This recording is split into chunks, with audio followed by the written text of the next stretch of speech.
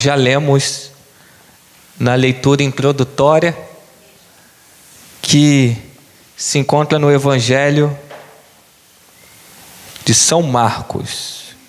Vou ler até o 9, porque nós já tínhamos lido até o 20.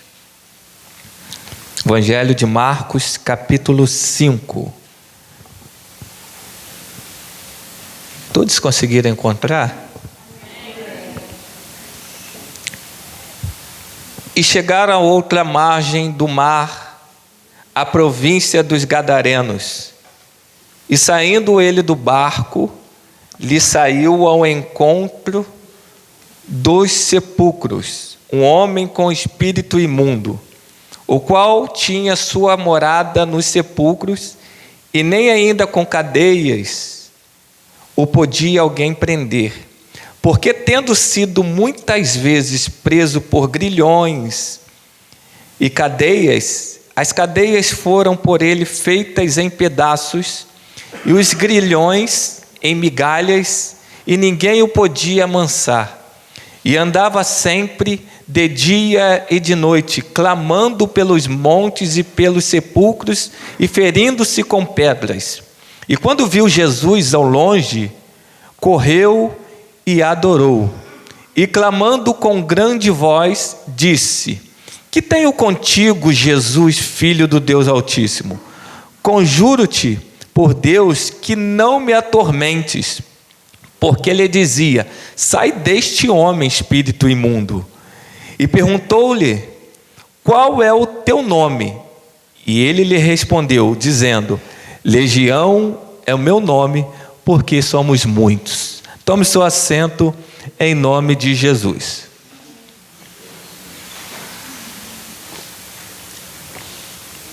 Meus irmãos, esse texto fala de um homem que possuía uma legião de demônios, também registrado nos outros dois evangelhos, Mateus e também em Lucas. Era noite e Jesus acabara de enfrentar com seus discípulos uma grande tempestade. E chega a um lugar deserto onde havia ali muitos sepulcros, cavernas. O lugar em si, irmão, já colocava medo. O clima do local deveria ser muito pesado. Mas Jesus, ele desembarca, e nesse lugar sombrio sai um homem possesso, nu, ferindo-se com pedras. Essa viagem que Jesus fez até a região dos Gadarenos ou Gerasenos foi proposital. Jesus, ele vai a uma terra gentílica, depois de um dia exausto de trabalho. Ele estava ensinando à beira-mar sobre o reino de Deus. E depois de enfrentar uma terrível tempestade, ele chega até esse lugar só para salvar um homem possesso. Alguns estudiosos, eles entendem que a tempestade que Jesus enfrentara para chegar em Gadara fora provocado por Satanás, visto que a mesma palavra que Jesus empregou para repreender aquela tempestade, o vento, foram as mesmas palavras que Jesus também utilizou para repreender aqueles espíritos imundos daquele homem. Ou seja, seria uma tentativa desesperada de Satanás impedir de Jesus chegar até aquele território. Ou seja, era um território pagão, onde Satanás, ele mantinha as pessoas sobre o seu domínio. E no versículo 2 e 3, a Bíblia diz E saindo ele do barco, lhe saiu logo ao seu encontro dos sepulcros um homem com espírito imundo, ao qual tinha sua morada nos sepulcros, e nem ainda com cadeias o podia alguém prender. Sabemos que esse homem, ele tinha uma casa, esse homem, ele tinha uma família, mais à frente você vai conseguir enxergar isso no texto. Sabemos que esse homem, ele tinha um lar. Em algum momento da sua vida, o inimigo se apossou da vida dele. Nós não sabemos como, através de alguma brecha, não sabemos o motivo que Satanás se apossou da vida desse homem. E ele ficou desse jeito, dessa forma, endemoniado. Satanás roubou tudo de mais precioso que aquele homem tinha. Primeiro, Satanás roubou da vida desse homem a família dele. Segundo, a liberdade dele. Terceiro, a saúde física e também a saúde mental daquele homem, a dignidade dele, a paz e também a decência daquele homem. Todos já tinham desistido daquele ser. Por isso que abandonaram ele no meio daquele cemitério, abandonaram ele no meio do sepulcro. Aquele homem ficou abandonado por todos, perdeu família, perdeu convívio ali na sociedade. Todos desistiram dele, mas só teve um que não desistiu daquele homem. E esse um está aqui nessa noite, que é Jesus Cristo, o Filho de Deus. Todos já tinham desistido, mas Jesus não desistiu daquele homem. Todos nessa noite talvez viraram as costas para você. Talvez você entrou aqui pensando isso, mas Jesus é aquele que não vira as costas para você. Jesus é aquele que se importa com a sua vida. Jesus é aquele que não mede esforços para nos encontrar. É aquele que não mede esforços para vir ao nosso encontro. Ele venceu o cansaço porque ele já tinha ensinado aquela tarde toda. Ele venceu a tempestade. Ele venceu aquele cenário desfavorável só para ir ao encontro daquele homem. E o Jesus que está aqui nessa noite não é diferente. Ele vence tempestade, ele vence cenário desfavorável só para vir ao teu encontro. E por quê? O cansaço não desanimou Jesus. A tempestade não desanimou Jesus. O cenário desfavorável não desanimou Jesus. Por quê? Para Jesus uma alma valia muito. Para Jesus uma alma é preciosa. Nessa noite deixa eu te perguntar uma coisa. Quanto vale uma alma para mim? Quanto vale uma alma para você? Quanto vale uma alma para todos nós?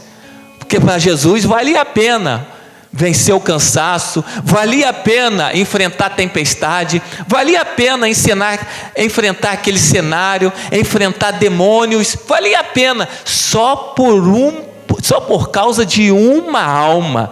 Então nós temos também seguir os passos de Jesus, dar mais de nós por causa das almas que estão lá fora ainda perdidas. Aí o versículo 4 e o versículo 5 diz assim: porque tendo sido muitas vezes presos com grilhões, cadeias, as cadeias foram por ele feitas em pedaços, e os grilhões em migalhas, e ninguém podia o amansar, e andava sempre de dia e de noite, clamando pelos montes e pelos sepulcros, ferindo-se com pedras. Imagina a cena, o que esse homem estava passando.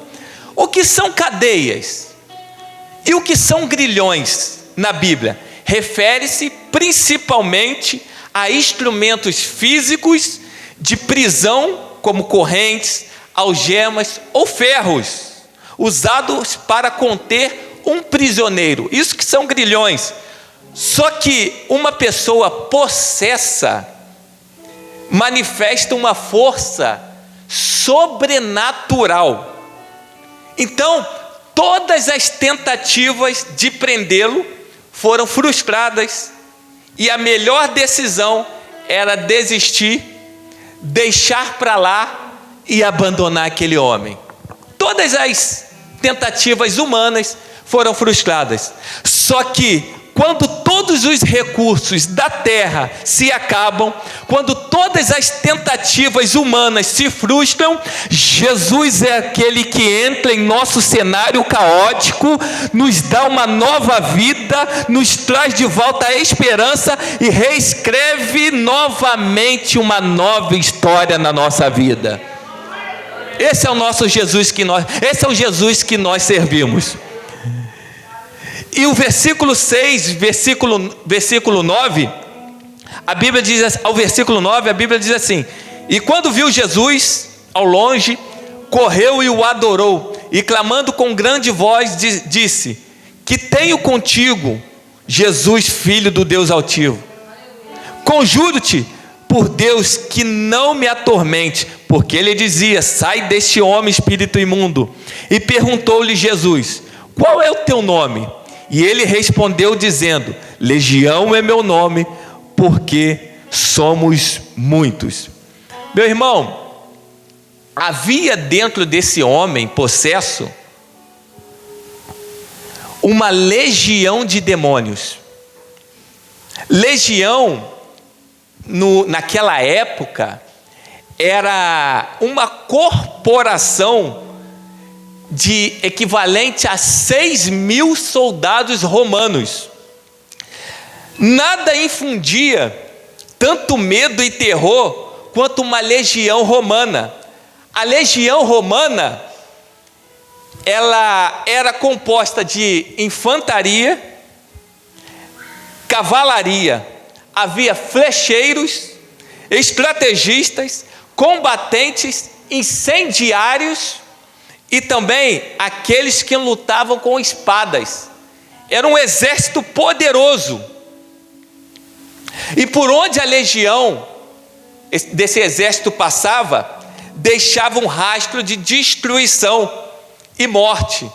Uma legião, irmãos, era a mais poderosa máquina de guerra daquela época. E uma legião, ela possuía 6.000 soldados romanos. Então, assim era o poder diabólico que dominava aquele homem. Era equivalente a 6.000 soldados romanos. Gadara, irmãos, era uma cidade gentílica, onde as pessoas lidavam com os animais imundos, ou seja, porcos e assim vai. E o espírito que estava nesse homem era um espírito imundo. E automaticamente, se era um espírito imundo, levava esse homem para onde? Para um lugar imundo, para o cemitério. Por isso, e é isso que o diabo, ele quer fazer da sua vida. É isso que o diabo, ele quer fazer da minha vida, se dermos brecha para ele. O diabo, irmãos, ele quer te aprisionar no lamaçal do pecado. O diabo, ele quer te afundar cada vez mais em seus vícios, oprimir sua mente, controlar os seus pensamentos, enfermar a sua vida a cada dia, até destruí-la por completo. Esse é o papel do diabo. Mas lembre-se, tudo que é ilegal na sua vida, na minha vida, em nossas vidas, o maligno tem acesso. Tudo que é ilegal em nossas vidas, o maligno ele tem acesso, porque é ali que ele acha a brecha. Ele não precisa de muita coisa não, é só de uma brechinha que ele precisa para entrar na sua vida. Então nós temos que fechar essa brecha. Mas Jesus está aqui nessa noite para fazer algo que ninguém conseguiu fazer na sua vida. Segmento nenhum conseguiu dar jeito. Jesus está aqui para te libertar, te transformar e te dar uma nova vida nele. Mas para fechar essas brechas, Você precisa ter um encontro verdadeiramente com Jesus. Então você precisa fechar essas brechas. E você sabe nessa noite as brechas que precisam serem fechadas em sua vida. Porque enquanto você não fechar, o inimigo vai ter legalidade. Como se dizem, acesso livre. E você sabe, todos nós sabemos o que nós devemos fechar. Aí o versículo 10 ao 13 diz: E rogava-lhe muito que os não enviasse para fora daquela província. E andava ali pastando no monte uma grande manada de porcos. E todos aqueles demônios que lhe rogaram, dizendo: Manda-nos para aqueles porcos, para que entremos neles. Versículo 13. E Jesus logo lhe permitiu. E saindo aqueles espíritos imundos, entraram nos porcos, e a manada se precipitou por um despenhadeiro no mar. Eram quase 2.000 porcos. Meu irmão, o máximo que aquela sociedade conseguiu fazer foram tirar aquele homem de circulação. O máximo. Levaram para um lugar distante e abandonado. A família já tinha desistido daquele homem. Amigos e autoridades, muito menos. Para as pessoas, ele era o quê? Uma escória para aquela sociedade. Uma escória. Mas para Jesus, era uma alma preciosa. Para Jesus, não era uma causa perdida. Talvez nós olhamos algumas pessoas lá fora, é causa perdida, é irrecuperável. Mas para Jesus não. Para Jesus é uma alma que tem muito valor. É uma alma que é recuperável. A sua família, os seus amigos e a sociedade podem até te abandonar, mas Jesus é aquele que não desiste nem de mim e nem de você. Não desiste. E Ele pode transformar a sua vida, com o sangue dEle te purificar de todo pecado e te transformar em um grande pregador da palavra, como Ele fez com esse homem aqui. Esse é o poder de Jesus.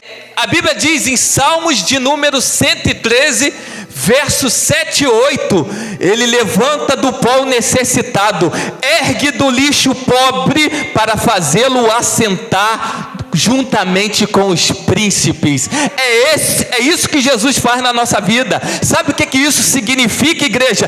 Que Deus enxerga todos iguais, e para Ele toda alma tem o seu devido valor. No reino de Deus, aqueles que aceitaram a Jesus têm o mesmo valor para Ele.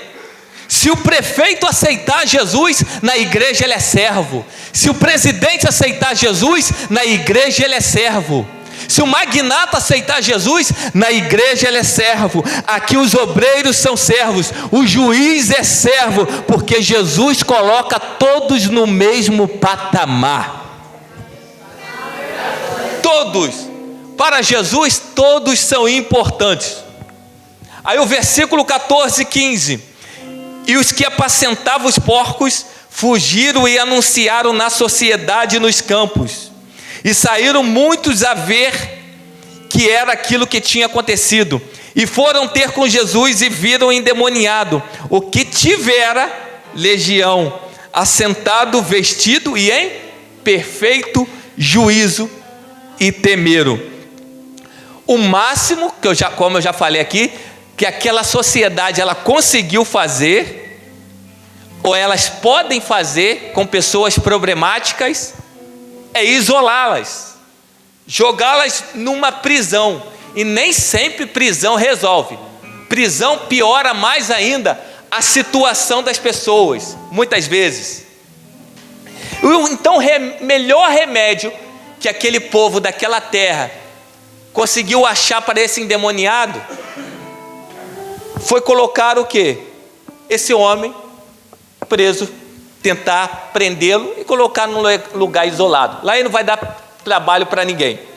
Então, meu irmão, creia nessa noite, a sociedade, ela não tem o poder de resolver o problema do pecado e nem libertar as pessoas das garras de Satanás. Somente o Evangelho transforma, somente o Evangelho liberta. Não há esperança para o homem se Jesus não for o dono da vida dele.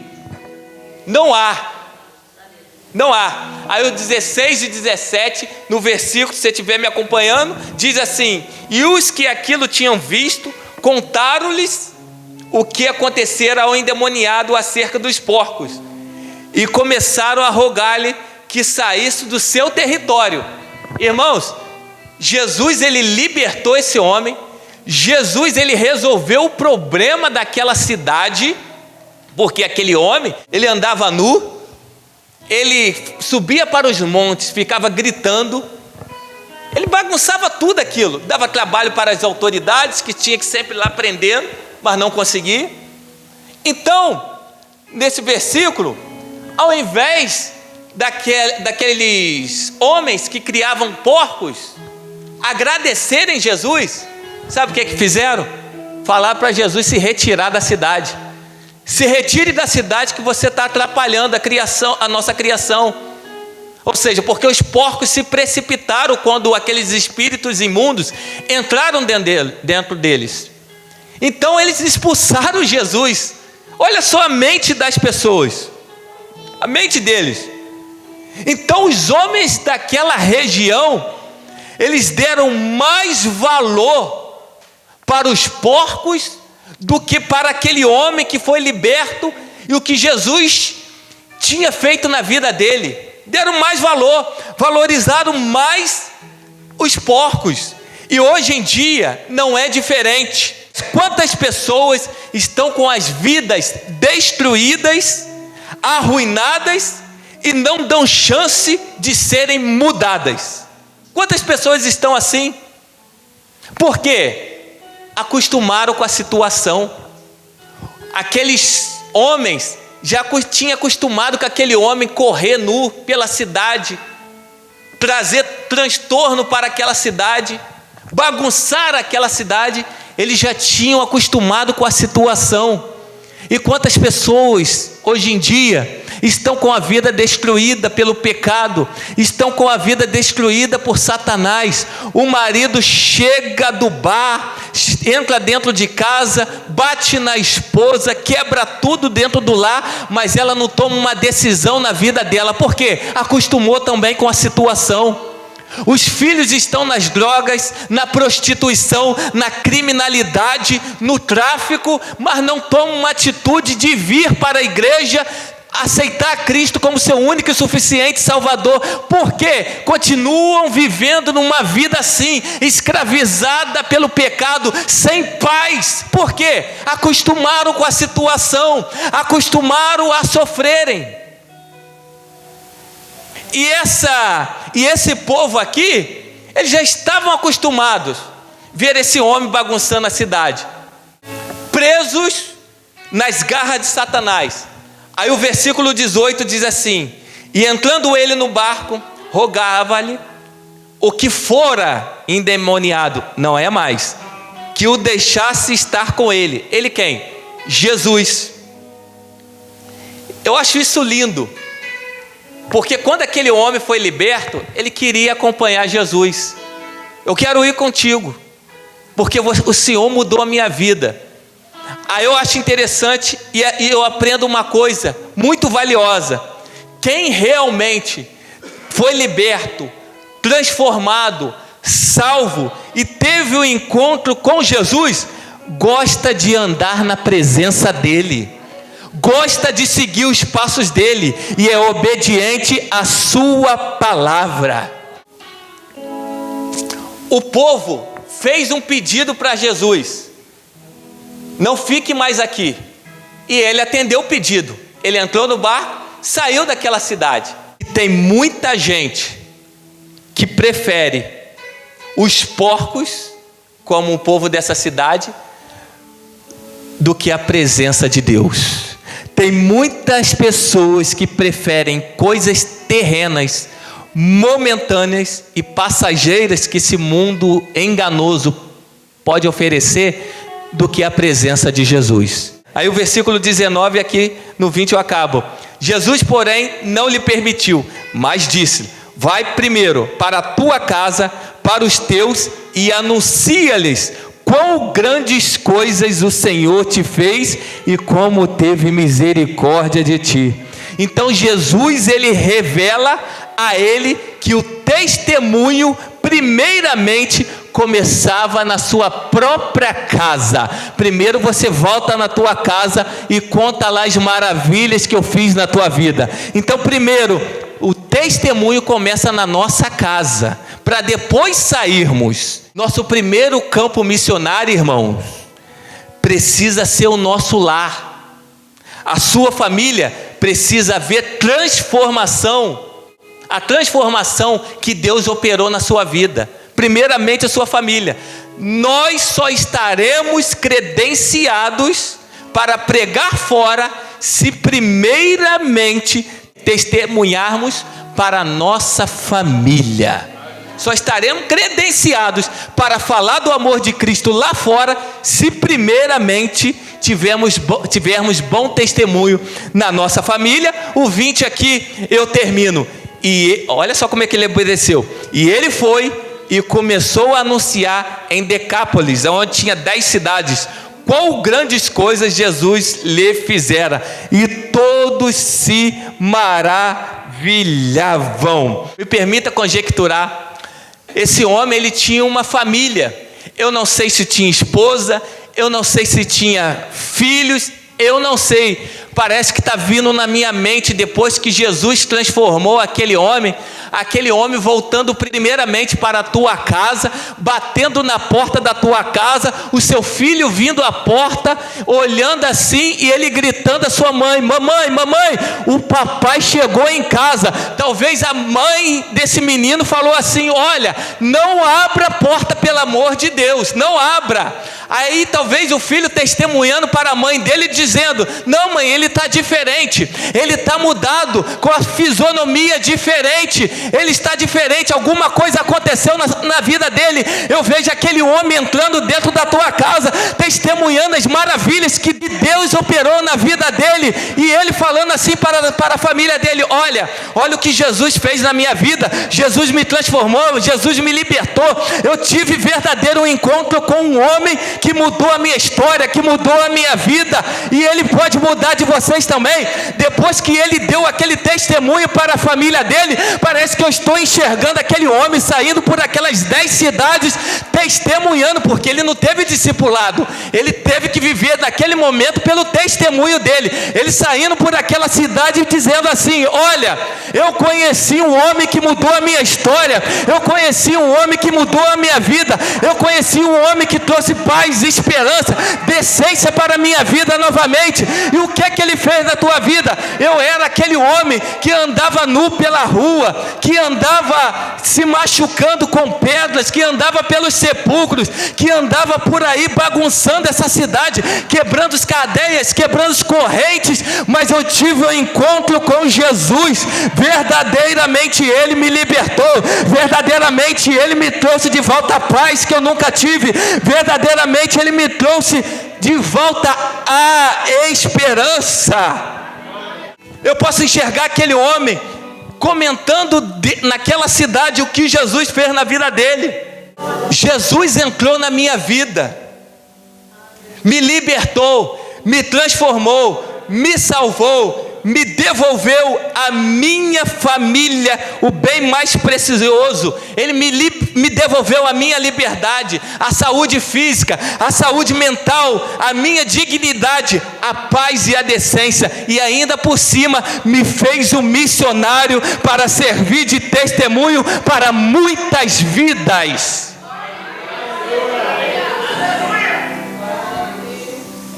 Quem vem para Jesus só tem o que ganhar, não tem o que perder. Vai passar por tribulações? Vai passar por dificuldade? Nós vamos, mas só tem a ganhar, e ainda por cima ganhar vida eterna. porque essa vida aqui vai acabar, vai se findar. Os dias são maus. Jesus ainda pode te dar de graça morada eterna. O gadareno tinha sua morada nos sepulcros, e todos nós sabemos que sepulcros não é lugar de vivos. Cemitério é lugar de quê? Mortos. De mortos. E quando Jesus entrou na vida dele, houve uma mudança de endereço. Transformou a vida dele e o mandou de volta para casa. Jesus disse: aí não é o seu lugar. Então nessa noite, Jesus quer te tirar desse lugar de morte e quer te dar uma nova vida para você viver em família, para você viver verdadeiramente em família. Porque talvez o que você está vivenciando na sua vida não é família. Jesus, ele quer realmente fazer você viver em família. Irmãos, o que Deus fez em nossas vidas precisa ser contado aos outros. E aqui acaba. Parte C, versículo 20. E todos se maravilhavam. Todos se maravilhavam. Sabe o que é que eu aprendo com isso? Antes de Jesus usar aquele homem nas cidades, salvar aquelas vidas, Jesus primeiramente fez na vida dele, transformou a vida dele. Eu não sei como é que você entrou aqui nessa noite, mas Jesus, ele quer fazer primeiramente na sua vida, para depois fazer através da sua vida. Talvez você entrou aqui nessa noite pensando: meu filho não é da igreja, o meu esposo não é da igreja, o meu companheiro não é da igreja. Mas lembre-se desse homem. Jesus primeiramente fez na vida dele, para depois fazer na casa dele. Jesus quer fazer o mesmo na sua vida aqui hoje. Jesus primeiro quer fazer na sua vida, para depois ele fazer na sua casa. Tem alguém que deseja aceitar Jesus como seu único e suficiente Salvador aqui hoje? Vem cá que nós vamos orar por você. Tem alguém?